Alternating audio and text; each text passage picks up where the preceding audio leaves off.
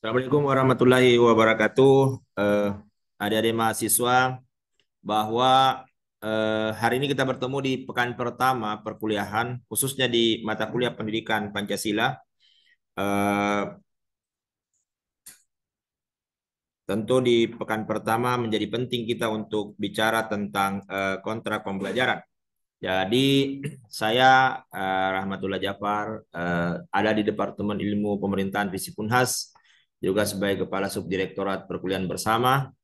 Ada nomor yang bisa dihubungi, telepon kalau itu penting, WA di chat di WA Group kalau memang itu membutuhkan jawaban. Jangan dijapri karena saya susah melihat eh, WA mahasiswa atau yang tidak ada nomornya di HP.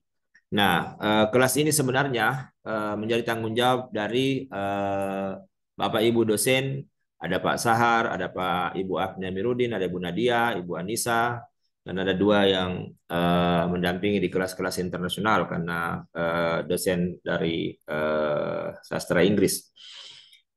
Di kelas ini ya yang mendampingi kalau bukan Ibu Agni ya Ibu Nadia ya. Oke, bicara kontra pembelajaran. Kontra pembelajaran itu sekali lagi yang penting adalah metodenya apa, materinya apa, metodenya bagaimana, lalu kemudian sistem penilaiannya seperti apa supaya mahasiswa tahu merencanakan bersama dosennya ya. Karena rencana yang baik itu akan menjamin tujuan itu 50% sudah berhasil. Karena di dalam perencanaan bisa dibayangkan ini kan yang namanya kontrak belajar, ada materi, ada metode, ada sistem penilaian. Lalu kemudian dibungkus oleh aturan perkuliahan. Tidak boleh pakai sendal, harus pakai sepatu. Ya, kalau rambut apa panjang pendek rambut yang penting rapi lah. Pakaian yang sopan, yang bisa membuat kita sama-sama nyaman, ya. You are okay and I am okay. Ah, kira-kira begitu. Eh, Kalau di mahasiswa 2023, ini kan pakai kurikulum 2023. Nah, hati-hatinya adik-adik 2023 rencanakan hidup tak dengan baik karena 20 SKS itu di luar kelas. Tidak ada di kelas. Bisa pertukaran mahasiswa pergi seperti yang sekarang ini kan banyak mahasiswa ini ya, mahasiswa pertukaran ya. Kemudian bisa juga ada di situ wirausaha, bisa ada ikut lomba baik di Pomnas, di Pimnas ya. eh, Ikut kepanitiaan, ikut ke apa menjadi pengurus di kelembagaan tertentu itu di ya, apalagi ikut seminar, ada piagam itu harus dikumpul-kumpul yang begitu supaya bisa diklaim nanti di semester 5. Semester 5 baru diklaim nih barang. Tapi apa mau diklaim kalau tidak ada kegiatan? Nah, jangan terlena. Karena masa studi kita itu hanya 5 tahun. 10 semester. Beda kalau yang dulu-dulu. 7 tahun, 14 semester ya. Oke. Nah, Pancasila ini ada di struktur MKWU namanya. 12 SKS diantaranya itu Pancasila 2 SKS. Ya, dan itu menjadi wajib di dalam kurikulum kita. Kemudian tentu sudah ada namanya CPL. Kalau di Prodita itu ada CPL Prodi yang kemudian tentu ada visi misi, ada profil prodi, profil yang mau dihasilkan, lalu ada capaian pembelajaran, lalu masuk mata kuliah CPMK-nya. Nah, kalau di sini ada CPL-nya mata kuliah wajib umum karena dia adalah struktur kurikulum ya. Ada CPMK-nya karena Pancasila ada kewarganegaraan, ada agama, ada bahasa Indonesia, ada bahasa Inggris dan ada wawasan budaya IPTEX BMI ya.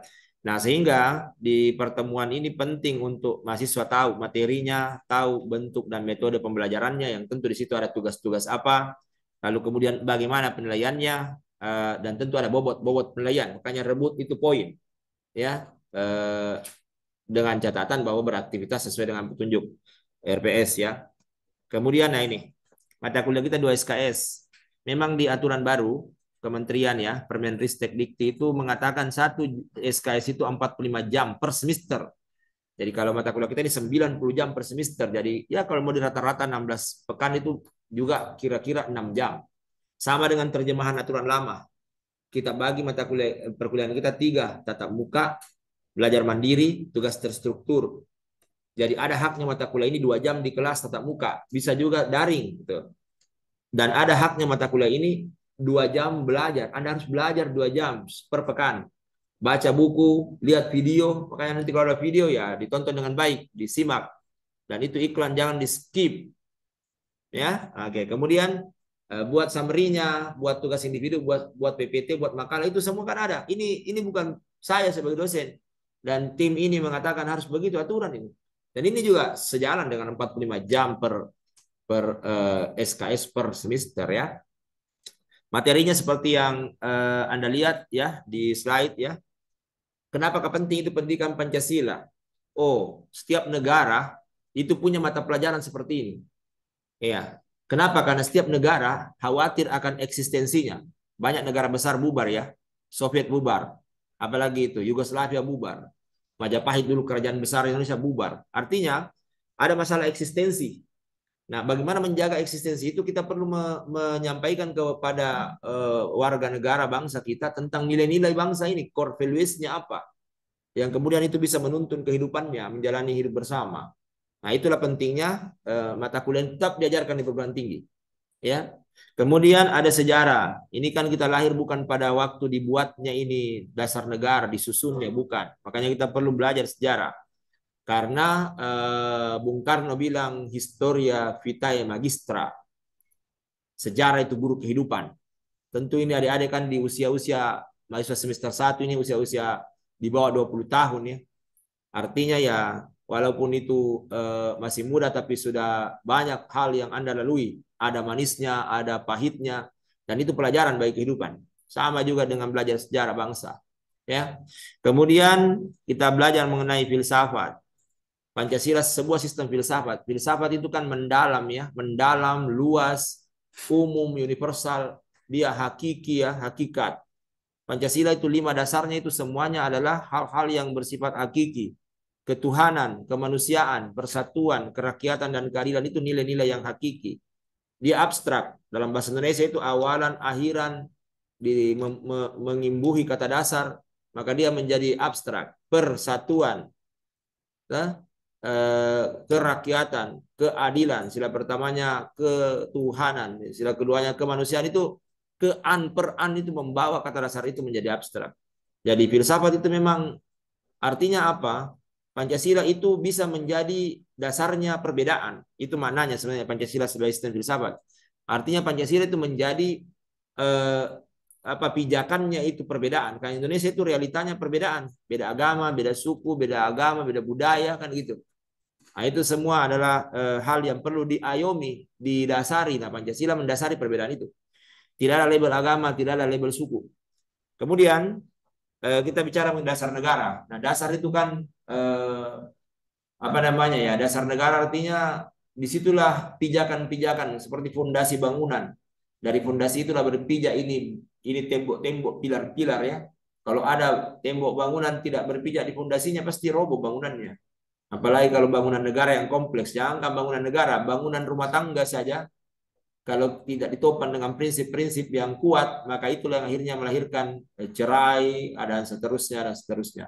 Negara gagal, kalau itu dalam konteks negara. Kemudian ideologi itu pahamnya, konsepnya. Nah, ada ide, ideologi kan ide ya, gagasan. Apa yang ada di pikir tak misalnya gini, kenapa Ki kalau lewat di depannya orang tua kadang membungkuk Ki, permisi Ki.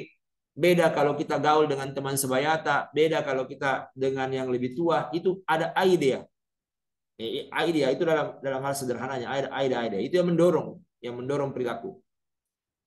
Kemudian bagaimana Pancasila dalam konteks ketatanegaraan, di situ kan bagaimana Pancasila itu menjadi dasar, menjadi sumber hukum.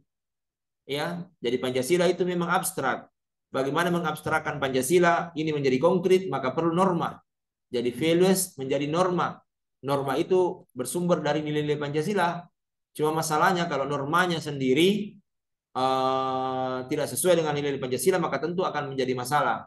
Padahal harapannya itu norma yang kemudian mewujudkan nilai-nilai tadi, sehingga kemudian ya bangsa ini mengaktualkannya dalam kehidupan bermasyarakat, berbangsa, dan bernegara.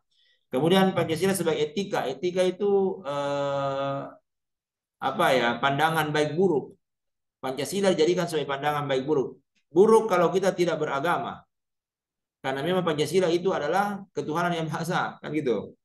Buruk kalau kita tidak adil karena ada sila kelima keadilan. Ya, tidak boleh ada diskriminasi dan seterusnya dan seterusnya. Tidak boleh ada monopoli, ya. Kemudian Pancasila sebagai paradigma pembangunan. Jadi paradigma itu apa ya? Cetakan, paradigma, eh, pandangan juga bisa di dalamnya. Contoh gini, ekonomi kita, ekonomi Pancasila. Kalau kita lihat di pasal 33 ada ekonomi kekeluargaan, gotong royong di situ berdasar atas asas kekeluargaan. Sementara ada juga ekonomi liberal, ada ekonomi marxisme. Itu berbeda. Jadi paradigma itu ya tentu itulah yang menjadi eh, wadah ya. Sama kalau air itu di di dalam botol maka dia menjadi botol seperti botol. Kalau di baskom dia jadi seperti baskom gitu. Jadi paradigma itu adalah adonan yang bisa memberi bentuk. Ya, kira-kira nanti kita bahas lah. Nah, materi ini kita akan bahas dengan dua metode tadi. Metode kuliah interaktif atau cooperative learning, studi kasus. Lalu kemudian ada kolaboratif atau diskusi kelompok. Ada belajar mandirinya itu. Tetap harus ada belajar mandiri lah dari rumah, baca buku, lihat video. Sudah itu buat tugas. Tugasnya itu di-upload di Google Drive. Nanti sebentar di situ jadikan terminal ya gudang. Nanti kemudian diambil masuk sekolah kalau memang dibutuhkan untuk itu. Tugasnya dua bagian. Jadi bisa dua halaman ini. Satu halamannya summary materi bacaan. Kemudian yang kedua adalah intisari video yang kita lihat ya. Nah, itu tidak dikumpul di kelas. Di sini masih ada tertulis dikumpul di kelas. Tidak usah lah. Karena memang Pak Rektor ini pimpinan kita menginginkan paperless ya, tidak banyak menggunakan menghambur itu sumber daya. Ini kertas banyak digunakan kan itu kertas dari mana? Itu bisa jadi dari menebang pohon lalu hutan jadi gundul dan bisa bermasalah bagi kehidupan kan bisa begitu. Setidaknya kita bersumbangsi kepada kehidupan yang lebih baik. Nah, bagaimana skenario nya di kelas? Jadi 3 kali 30 menit, jangan terlambat. Ya, 30 menit itu dosen menjelaskan. Bisa jadi dosen menunjuk, lalu kemudian menjelaskan, menunjuk ke mahasiswa yang secara acak, di mana diminta menjelaskan tugasnya, jangan dibaca. Dijelaskan, karena di situ dikatakan menjelaskan, bukan membacakan ya. Oke, sudah itu dibentuklah kelompok-kelompok, 6 kelompok, dikasih topik, ada topiknya yang nanti ditampilkan, oh ini topiknya, masalahnya, bahas ini dengan baik. Sudah itu, 30 menit, masing-masing perwakilan itu menjelaskan hasil diskusinya. Jadi kelas ini mau dibuat lebih meriah metodenya, membuat kita tidak monoton, ya. Karena kalau diceramai, apalah artinya ceramah dosennya dibanding dengan berbagai literatur yang Anda bisa cari, ya, yang Anda bisa temu kenali di berbagai sumber, ya. Apa yang dinilai bisa lihat di slide ya, kehadiran. Ya. Makanya ada tadi wakil ketua kelas yang mencatat kebaikan dan keburukan. Nah, kalau terlambat, minus. Kalau menjelaskan, menjawab, bertanya yang baik-baik dikasih plus. Makanya kalau melakukan sesuatu yang baik, sebut NIM-nya. Bukan ria ini, bukan. Tapi untuk mengenalkan diri Anda supaya wakil ketua kelasnya tidak bingung. Oke, paper. Kejelasan uraian. Maksudnya kalau topiknya filsafat, ya filsafat isinya. Kalau topiknya ideologi, ideologi isinya gitu. Kemudian penjelasan. Nah, menjelaskan juga ini adik-adik harus melatih diri menjelaskan dengan baik. Menjelaskan itu ada ide pokok. Ide pokok diurai. Jadi kejelasan uraian, ketepatan ide. Jangan banyak uraian, tidak ada ide. Tidak ada poin. Tapi Rocky Gerung ya. Poinnya tidak ada. Tuh. Makanya butuh PowerPoint. Oke, selanjutnya ini tema diskusi.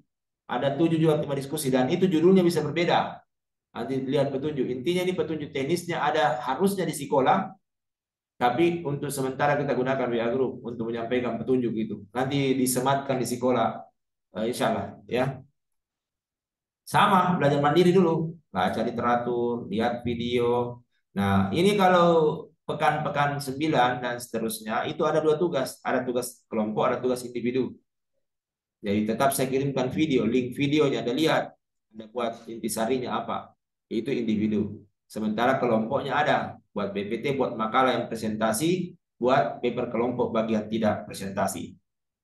Bagaimana skenario-nya di kelas? Ya, seperti ini juga. Jadi 30 menit paling lama menjelaskan itu presentasi masing-masing anggota kelompok.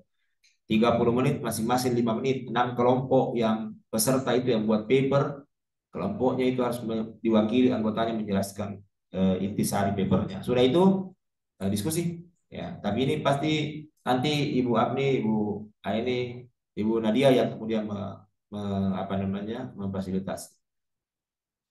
Kemudian yang dinilai sama tadi kedisiplinan, kemudian PPT makalah, paper peserta, paper kelompok di situ ya, bukan individu. Kemudian presentasinya seperti apa. Ujian 1 kali, ujian tengah semester. Malah ujian sebenarnya boleh dihilangkan sebenarnya karena ujiannya tiap hari. Maksudnya nilainya kan harian. Nah, tapi kita tetap harus membuat ini untuk melihat secara umum ya. Dan ini biasanya soalnya seragam di semua kelas. Di sekolah bisa dilakukan, tapi nanti kita lihat lah. Dengan 16 itu remedial. Kalau ada remedial.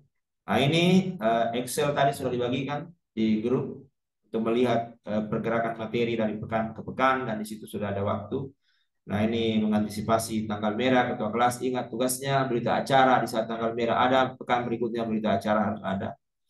Kemudian ingat juga ditulis namanya di absen itu ketua kelas beserta nomor HP-nya karena itu mau diinput oleh pengelola dimasukkan di dalam WA group ketua kelas.